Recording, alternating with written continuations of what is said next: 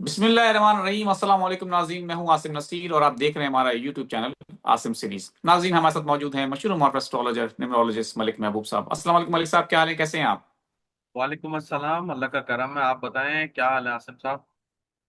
मैं बिल्कुल ठीक हूं मलिक साहब। और आपने कहा था खान साहब की दाएं आंख का, तो वो आपकी पेशेंट को भी दुरुस्त साबित हुई है उनकी दाएं आंख में इन्फेक्शन के हवाले से। लेकिन तहरीक इंसाफ ने एहतजाज किया, भरपूर एहतजाज किया, लेकिन जी वो बात रंग साहब। नहीं ला सका।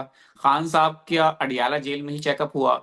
अब पॉइंट ये है कि क्या समझते हैं आप, ये आपने कहा था फरवरी का महीना है और ग्रहण भी लग रहा है, ये ट्रिगरिंग पॉइंट हो सकता है और ये मामला जो है आगे की तरफ जा सकते हैं। कोई भी ऐसा वाकया भी हो सकता है, कोई बड़ा सानिया भी हो सकता है। तो आपको क्या लगता है, अभी स्टिल हालात जो है वो काबू में है या आपको समझता है हालात मजीद खराबी की तरफ जाएंगे?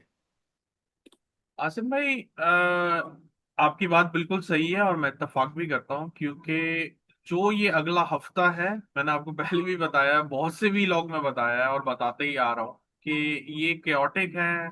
सिचुएशन आउट होगी मुल्क में, स्पेशली किसी वजह से भी, चाहे वो खान साहब का मसला हो, कोई और मसला हो।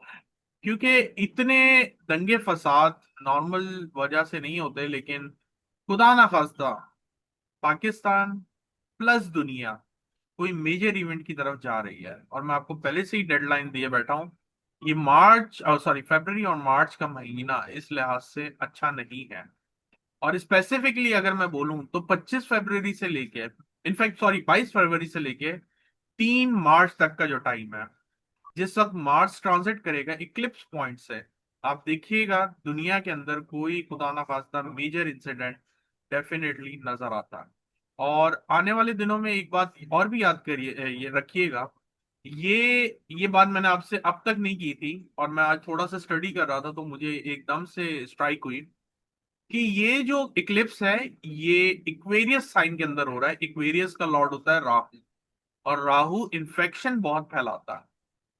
तो वैसे तो मौसम चला गया है ऐसे जिसमें एक्सट्रीम लेवल पे सर्दी गर्मी होती है और इसी में बीमारियां होती हैं, लेकिन ये जो ट्रिगर हुआ है, इससे नए इन्फेक्शन के आगाज होंगे, और वो बहुत ज्यादा वायरल की तरह, वायरस जो है जो नॉर्मली फैल जाता है और वायरल की शक्ल इख्तियार कर लेता है, हैवी तरह का, तो एक्सट्रीम लेवल का वायरल मुझे एक्सपेक्टेड है कि वो आने वाले दिनों में दुनिया में फैलेगा, और इससे काफी जानों का सॉरी मलिक नुकसान भी साहब, होगा। अगेन डेट बता सकते हैं? मैं कोई डेट बता रहे थे आप, शायद कोई डेट है जी, इसमें, कब बाईस से कह रहे थे? 22 फरवरी से ये चीजें बढ़ती जाएंगी, और ये बढ़ती बढ़ती आपको 3 मार्च तक महसूस होना शुरू होगा। तो मलिक साहब, ये वायरस के हवाले से आप बात कर रहे हैं 22 मार्च से, जो 22 फरवरी से 3 मार्च की जो है?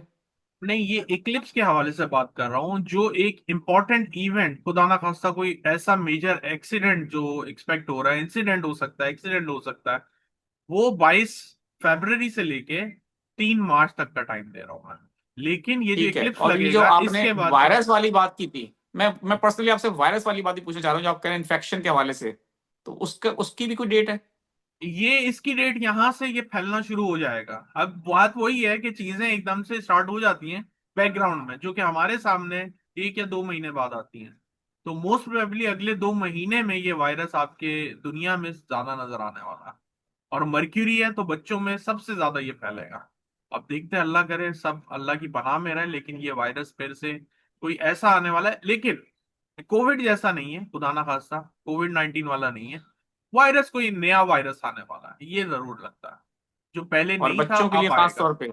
बच्चों के लिए, क्योंकि मर्क्यूरी की इन्वॉल्वमेंट है, मर्क्यूरी बच्चों के लिए बहुत ज्यादा इफेक्टिव होता है। अगर हमें बच्चे देख रहे हो तो मर्क्यूरी से ऐसा लगता है कि इसमें बच्चे भी बहुत ज्यादा इन्वॉल्व हैं। बिल्कुल ठीक है। मलिक साहब, अब कुछ खबरें इस तरह की भी आ रही हैं, क्योंकि आप तो खैर सियासत को फॉलो नहीं करते, लेकिन जो मुस्लिम लीग नून की हुकूमत है, इसको बहुत बड़ी सपोर्ट मिली है पीपल्स पार्टी की तरफ से। और अगर कहा जाता है पीपल्स पार्टी अपना हाथ उठा ले तो नून लीग की हुकूमत एक दिन भी ना चल सके, जो कि बात भी दुरुस्त है। क्योंकि अगर पीपल्स पार्टी तहरीक अदम एतमाद लाने में पीटीआई का साथ देती है, तो नून लीग के पास फिर वोट बचेंगे नहीं बचने के लिए। तो आप क्या समझते हैं?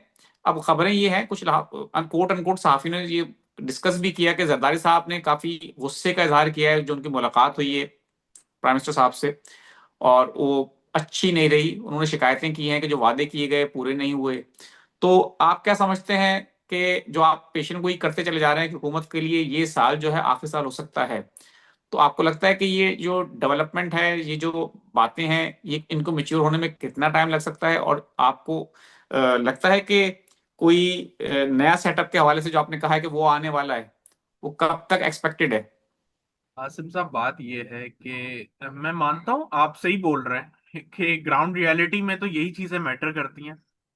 लेकिन ये जो प्लैनेट्स होते हैं ना, इनकी तरमीमों से सपोर्ट नहीं होती, ना तरमीम से, ना किसी पार्टी के। इनसे ये बदलते नहीं है, ये अपनी ट्रांजिट जो है वो सेम ही रखते हैं। और जो होने वाला होता है वो अल्लाह ताला बदल सकते हैं, इसके अलावा किसी के पास ताकत नहीं है। तो जो इस वक्त सितारे हैं, वो उसी तरफ ही उनका रूट है कि वो जाके उसको डैमेज करेंगे, हुकूमत को डैमेज करेंगे। चाहे इनके साथ पीपल्स पार्टी मिल जाए, मुस्लिम लीग, वो जो भी, जो मर्जी, MQM, जितनी भी पार्टियां हैं वो सब मिल जाए। वैसे तो वही मिली हुई है जिसकी वजह से ये सब कुछ, ये सेटअप बना हुआ है। तो ये सेटअप में एक डिस्ट्रक्शन नजर आती है। अब डिस्ट्रक्शन, जैसे मैं एग्जांपल के तौर पे, कोई भी इवेंट होने से एक दिन पहले नहीं पता होता कि ये होने वाला है। तो हमारा काम यही होता है कि आने वाले दिन की कैलकुलेशन आपके सामने, उसकी जो एनालिसिस है वो सामने रख सकें। अब वो वही वाली बात है कि आपके ऊपर डिपेंड करता है और आपकी नॉलेज और एक्सपीरियंस पे डिपेंड करता है कि आप उसको कितना हद तक गेज कर सकते हैं। और मैंने आपको बहुत सी दफा बताया है, 60 से 70% अगर कोई गेज कर रहा है तो वो एक अच्छा एस्ट्रोलॉजर है। तो आने वाले दिनों में, जैसे मैंने कहा है, हुकूमत के साथ कोई भी मिला है, मामलात खराबी की तरफ जाएंगे। ये आप देखें सर, ये आने वाला है, 2-3 दिन की तो बात रह गई है। ये इक्लिप्स के बाद चीजें देखें तब्दील कैसे होती है। ये जितने भी जो आपस में मेल मिलाप हो रहे हैं, ये सारे एक जो है ना, अजीब से बेइत्तफाकी की तरफ जाने वाले हैं। इसमें ये नहीं है कि कोई बड़ी बात नहीं है, प्लैनेट की इन्वॉल्वमेंट ऐसी है, प्लैनेट फायरी है। मैं आपको बार बार एक बात बहुत ज्यादा बोल रहा हूँ, और पूरी दुनिया के नजरिए से देख के बोल रहा हूँ, कि ये जितने भी मुज़ाकरात की रट लगा के बैठे हुए हैं, ये कोई भी नहीं होंगे। पास में भी आपने देख लिया है, 3-4 दफा हुआ है। ईरान और अमेरिका का भी देख लिया, वो भी हुआ है, लेकिन कुछ भी नहीं हो रहा। तो इन शॉर्ट बात यह है कि ये मुज़ाकरात का टाइम नहीं है। अगर ये गले भी लगे हैं, या जैसे बोलते हैं आपस में गुस्से का इजहार भी किया है, तो हकीकत में लावे फट रहे हैं एक दूसरे का। तो मामलात अभी जरा अलग ही लेवल पे जाएंगे। बिल्कुल ठीक है। चलिए मलिक साहब, अब मैं कुछ लोगों के सवालात ले लेता हूँ। मोहम्मद फर्रुख शहजाद नाम है इनका। 13 नवंबर 1980 इनकी डेट ऑफ बर्थ है। और वो पूछ रहे हैं, सर मेरा आउट ऑफ कंट्री जॉब का कब तक चांस है?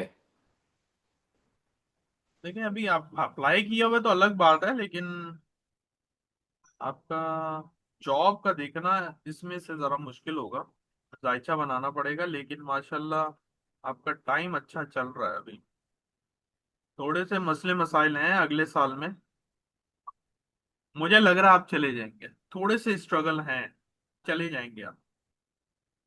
मोहम्मद साकिब साहब हैं, 12/7/1992।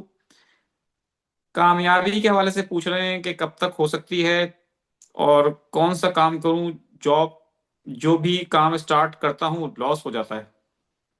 जुलाई के बाद स्टार्ट करें, नया स्टार्टअप नजर आ रहा है 2026 के।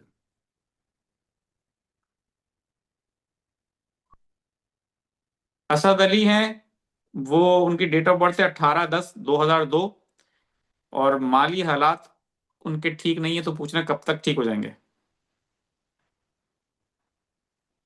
ये साल अच्छा है, बस फाइनेंशियली आपके हालात थोड़े से डिस्टर्ब ही रहेंगे, लेकिन 2026 के आखिर से इंशाल्लाह बहुत अच्छा आपकी सेटिंग स्टार्ट होगी। ठीक है। मिसेज उमैर हैं, 10 जुलाई 1972।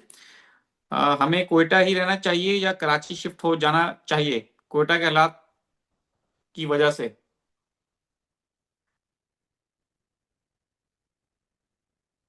बेहतर तो ये आप कराची शिफ्ट हो जाएं, क्योंकि ये अगला साल स्पेशली जुलाई के बाद मामलात में मजीद मुश्किलात लाता हुआ दिख रहा है।